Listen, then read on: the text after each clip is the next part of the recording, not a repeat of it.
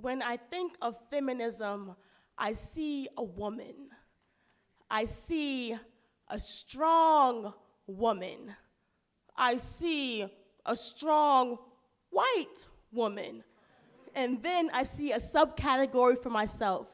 I see a dark room for me to shove my opinions in. I see a suggestion box that will never be open until I'm too dead for my voice to matter. When I think of feminism, I see white women holding picket signs and black women being raped. I see white women having tea parties and Muslim women being told they don't respect themselves. I see Miley Cyrus using black women as accessories and Beyonce being criticized for her Miss Carter tour.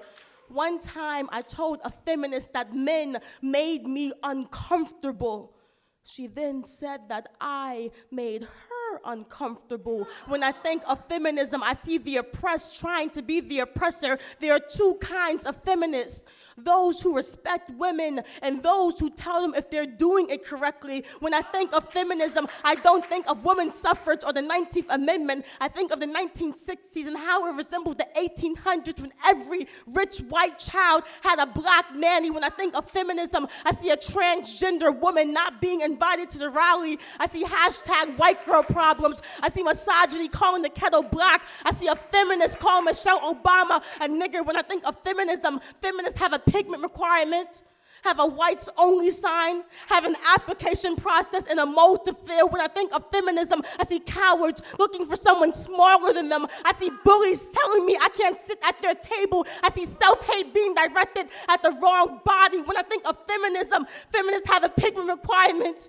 When I think of feminism, they say to me, look at her, trying to be a feminist, trying to be all feminist and all anything but white. When I think of feminism, I see them slut-shaming.